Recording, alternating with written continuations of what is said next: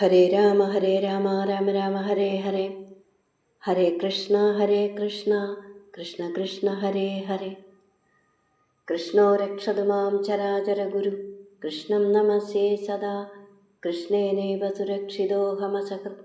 കൃഷ്ണായ ദത്തം മനഃ. കൃഷ്ണാദേവ സമുദ്ഭവോ മമ വിഭോ. കൃഷ്ണസ്യ ദാസോऽസ്മ്യഹം. കൃഷ്ണേ ഭക്തിരജഞ്ചലാസ്തു ഭഗവൻ. ഹേ കൃഷ്ണ തുഭ്യം നമ. എല്ലാ സജ്ജനങ്ങൾക്കും നമസ്കാരം. ഇന്ന് ഒന്നാമത്തെ ദശകത്തിലെ 2ഉം 3ഉം ശ്ലോകങ്ങൾ നോക്കാം. ആദ്യം രണ്ടാമത്തെ ശ്ലോകം പദം മുറിച്ച് പറയാം. ഏവം ദുർലഭ്യവസ്തുനി ദുർലഭ്യവസ്തുന്യപി സുലഭതയാ ഹസ്തലബ്ധേ യദന്യത് തന്വാ വാചാ ധിയാ വാ ഭജതി ബദ ജന ക്ഷുദ്രതാ ഏവ ക്ഷുദ്രദേവ സ്ഫുടേയം ഏതേ താവദ്വയം തു സ്ഥിരതരമനസാ വിശ്വപീഡാപഹത്യേ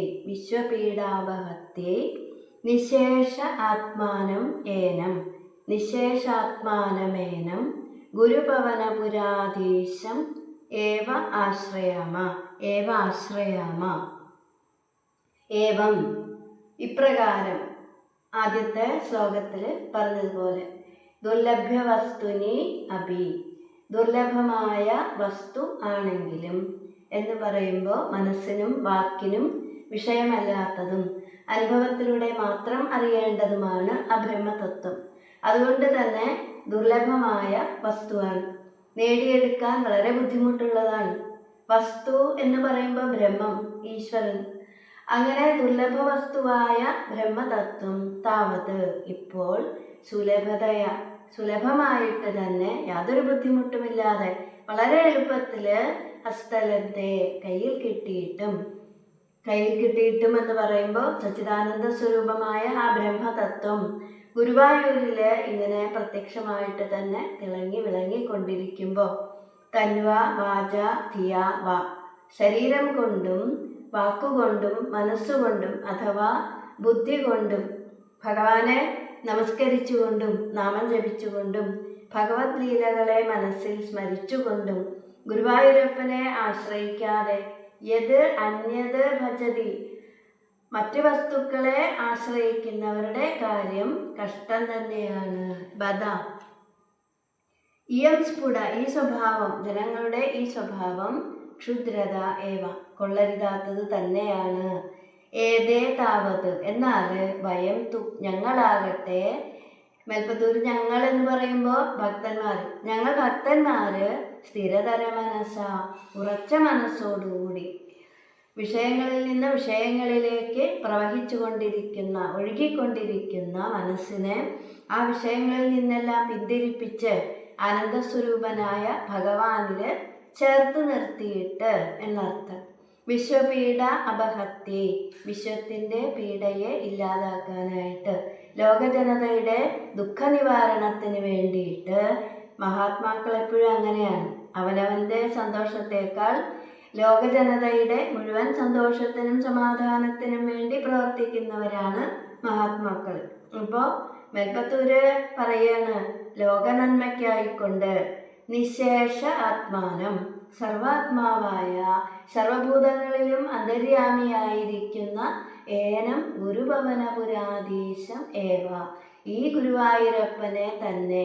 ഏവ എന്ന് പറഞ്ഞാൽ തന്നെ. അവിടെ മേൽപ്പത്തൂര് ഉറപ്പിച്ചു പറയാണ് ഞങ്ങൾ ഭക്തന്മാര് ഗുരുവായൂരപ്പനെ തന്നെ ആശ്രയിക്കും. ബ്രഹ്മതത്വത്തെ ഗുരുവായൂരപ്പനെ ആശ്രയിക്കുമ്പോൾ മറ്റു ദേവന്മാരെ ആശ്രയിക്കുന്ന ഫലം കിട്ടുന്നതാണ്. ഗുരുവായൂരപ്പൻ സന്തോഷിച്ചാൽ എല്ലാ ദേവന്മാരും സന്തോഷിക്കും. സർവദേവ നമസ്കാര കേശവം പ്രതി ഗച്ഛതി എന്നാണ്.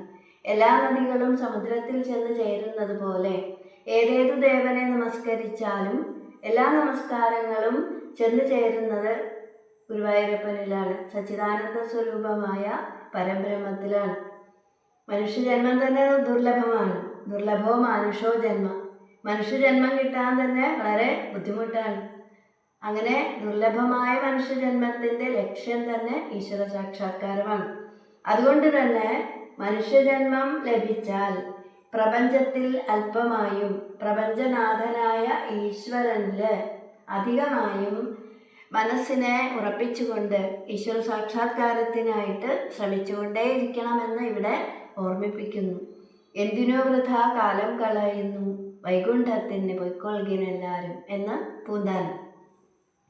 ഗുരുഭവനപുരാധീശം, ഗുരുവായൂപുരം എന്ന് പറയുമ്പോൾ ഗുരുവും വായുവും കൂടിച്ചേർന്ന പുരം, അതിൻ്റെ ഈശൻ, അതിൻ്റെ അധീശൻ ഗുരുവായൂരപ്പൻ. ഗുരുവും വായുവും നമ്മളുടെ ഉള്ളിൽ തന്നെ ഉണ്ട്. ഗുരു എന്നാൽ ജ്ഞാനം, ബോധം. വായു എന്ന് പറയുമ്പോൾ പ്രാണൻ. അപ്പോൾ ആനന്ദസ്വരൂപനും ജ്ഞാനസ്വരൂപനും നാശരഹിതനുമായ തേജോമയമായ ആ പരബ്രഹ്മ സ്വരൂപം ദേഹമാകുന്ന ഗൃഹത്തിൽ എപ്പോഴും പ്രകാശിച്ചു കൊണ്ടിരിക്കുമ്പോൾ ആ ഭഗവാനെ ആശ്രയിക്കാതെ മറ്റു വസ്തുക്കളെ ആശ്രയിക്കുന്നത് കഷ്ടം തന്നെയാണ്. എന്ന് പറഞ്ഞാൽ സർവഭൂതാന്തസ്ഥിതനാണ് ഭഗവാൻ. അതീന്ദ്രിയമായ ആ ചൈതന്യം, ബ്രഹ്മതത്വം നമ്മളുടെ ഉള്ളിൽ തന്നെ വിളങ്ങിക്കൊണ്ടിരിക്കുമ്പോൾ ആശ്രയിക്കുന്നവർക്ക് തന്നെ തന്നെ കൊടുക്കുന്ന നിത്യമായ ആനന്ദത്തെ കൊടുക്കുന്ന ഈശ്വരനെ കുറിച്ച് ചിന്തിക്കാതെ സദാസമയവും മറ്റ് ഭൗതിക സുഖ ലഭ്യതയെക്കുറിച്ച്, മറ്റുള്ള സുഖസൗകര്യങ്ങളെക്കുറിച്ച് ചിന്തിച്ചിരിക്കുന്നവരുടെ കാര്യം കഷ്ടം തന്നെയാണ് എന്ന് മേൽപ്പത്തൂര് പറയുന്നു. ഏവം ദുർലഭ്യവസ്തുന്യപി സുലഭതയാ ഹസ്തലബ്ധേ യദന്യത് തന്വാ വാചാധിയാ വാ ഭജതി പദജന ക്ഷുദ്രദേവസ്ഫുടേയം. ഏതേ താവദ്വയം തു സ്ഥിരതരമനസാ വിശ്വപീഡാപഹത്യേ നിശേഷാത്മാനമേനം ഗുരുപവനപുരാധീശമേവാശ്രയാമ. ഇനി മൂന്നാമത്തെ ശ്ലോകം നോക്കാം. ആദ്യം പദം മുറിച്ച് പറയാം. സത്വം യത് തത് പരാഭ്യാം അപരികലനതോ പരാഭ്യാം അപരികലനതഃ നിർമ്മലം തേന താവത് ഭൂതൈഃ ഭൂതേന്ദ്രിയൈഃ തേ ഭൂതേർഭൂതേന്ദ്രിയൈസ്തേ വപുഃ ഇതി വപുരിതി ബഹുശഃ ശ്രൂയതേ വ്യാസവാക്യം. തത് സ്വച്ഛത്വാത് തസ്വച്ഛത്വാത് യദാച്ഛാദിത പരസുഖചിത് ഗർഭനിർഭാസ്വരൂപം തസ്മിൻ ധന്യാ രമന്തേ ശ്രുതിമതിമധുരേ സുഗ്രഹേ വിഗ്രഹേ തേ. സത്വം, സത്വഗുണം. സത്വം യത് തത് പരാഭ്യാം അപരികലനതഃ, മറ്റ് രണ്ടുമായി കൂടിക്കലരാത്ത യാതൊരു സത്വഗുണമുണ്ടോ അത് എന്ന് പറഞ്ഞാൽ രജസ്തമോ ഗുണങ്ങളുടെ കലർപ്പില്ലാത്ത, അതുകൊണ്ട് തന്നെ തേനതാവത്, അതുകൊണ്ട് തന്നെ നിർമ്മലമായ പരിശുദ്ധമായ ഭൂതൈഹി ഭൂതേന്ദ്രിയൈഹി പഞ്ചഭൂതങ്ങളെ കൊണ്ടും പഞ്ചേന്ദ്രിയങ്ങളെ കൊണ്ടും നിർമ്മിതമായ തവ വപുഃ ഭഗവാനെ ഗുരുവായൂരപ്പ അങ്ങയുടെ ശരീരം, അങ്ങയുടെ വിഗ്രഹം സത്വം ഇതി വ്യാസവാക്യം ബഹുശഃ ശ്രൂയത്തെ. പരബ്രഹ്മസ്വരൂപം ശുദ്ധസത്വമാണെന്ന് ശ്രീ വേദവ്യാസൻ പലയിടത്തായിട്ട് പറഞ്ഞിട്ടുള്ളതാണ്. പലയിടത്ത് എന്ന് പറയുമ്പോൾ ഭാഗവതത്തിലുണ്ട്, അതുപോലെ 18 പുരാണങ്ങളിലും ഒക്കെ തന്നെ ശ്രീ വേദവ്യാസൻ ഇത് പറഞ്ഞിട്ടുള്ളതാണ്. തത് സ്വച്ഛത്വാത്, ആ നൈർമല്യം കൊണ്ട് തന്നെ ഭഗവാന്റെ സ്വരൂപം ശുദ്ധ സത്വസ്വരൂപമായതുകൊണ്ട് തന്നെ അച്ഛാദിത പരസുഖജിത്ത്, അച്ഛാദിത മറയ്ക്കപ്പെടാത്തത്, മറയില്ലാത്തത്. പരസുഖം എന്ന് പറഞ്ഞാൽ പരമാനന്ദം, ചിത്ത് ചൈതന്യം. ഗർഭനിർഭാസരൂപം, ഗർഭം ഉള്ളിലുള്ളത്. ഗർഭനിർഭാസരൂപം എന്ന് പറയുമ്പോൾ ഉള്ളിൽ നിത്യമായി പ്രകാശിക്കുന്ന രൂപം. അപ്പോൾ ഭഗവാന്റെ വിഗ്രഹം ശുദ്ധ സത്വസ്വരൂപമായതുകൊണ്ട് ആ സച്ചിദാനന്ദ സ്വരൂപം ഗുരുവായൂരിൽ മറയില്ലാതെ പ്രകാശിക്കുന്നു. നമ്മളുടെ ഉള്ളിലും സച്ചിദാനന്ദ സ്വരൂപം പ്രകാശിക്കുന്നുണ്ട്. എങ്കിലും ആ പ്രകാശം രജോ ഗുണത്താലും തമോ ഗുണത്താലും മറയ്ക്കപ്പെട്ടിരിക്കുകയാണ്. പ്രകൃതിയുടെ 3 ഗുണങ്ങളാണ് സത്വരജസ്തമോ ഗുണങ്ങൾ. അതിൽ സത്വഗുണം മാത്രമാണ് പരിശുദ്ധമായിട്ടുള്ളത്. ഭഗവാന്റെ സ്വരൂപം സത്വഗുണം മാത്രം സ്വീകരിച്ചിട്ടുള്ളതാണ്. അതുകൊണ്ട് തന്നെ ആ വിഗ്രഹം മറയില്ലാതെ പ്രകാശിച്ചു കൊണ്ടിരിക്കുന്നു. തസ്മിൻ സുഗ്രഹേ വിഗ്രഹേ, അങ്ങനെയുള്ള സുഗ്രഹമായ സ്പഷ്ടമായ പ്രത്യക്ഷമായിട്ട് തന്നെ കാണാൻ സാധിക്കുന്ന ആ വിഗ്രഹത്തിൽ ശ്രുതി മതി മധുരേ, ഭഗവത് കഥകൾ ശ്രവിച്ചുകൊണ്ടും നാമം ജപിച്ചുകൊണ്ടും ഭഗവത് കീർത്തനങ്ങൾ ആലപിച്ചുകൊണ്ടും ധന്യാഹ സുഹൃതികൾ ഭാഗ്യം ചെയ്തവര് അഥവാ ഭക്തന്മാര് ആ പരമാനന്ദ സാഗരത്തിൽ രമന്തേ രമിക്കുന്നു, ആനന്ദിക്കുന്നു. അപ്പോൾ രജസ്തമോ ഗുണങ്ങളുടെ കലർപ്പില്ലാത്തത് കൊണ്ട് ശുദ്ധ സത്വമായ പരബ്രഹ്മം ആ നൈർമല്യം കൊണ്ട് തന്നെ ഗുരുവായൂരിലെ മറയില്ലാതെ തിളങ്ങി വിളങ്ങിക്കൊണ്ടിരിക്കുന്നു. ധന്യരായ ഭാഗ്യം ചെയ്ത ആളുകൾ ആ പരബ്രഹ്മത്തെ ഗുരുവായൂരപ്പനെ നിരന്തരം ആശ്രയിച്ചുകൊണ്ട് ആനന്ദം അനുഭവിക്കുന്നു എന്ന് സാരം.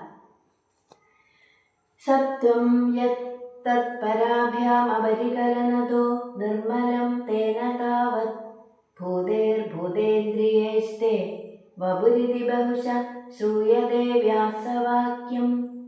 തസ്വച്ഛത്വാ യദാച്ഛാദിത പരസുഖചിത് ഗർഭനിർഭാസരൂപം തസ്മിൻ ധന്യാ രമന്തേ ശ്രുതിമതി മധുരേ സുഗ്രഹേ വിഗ്രഹേ തേ. ഹരേ കൃഷ്ണ.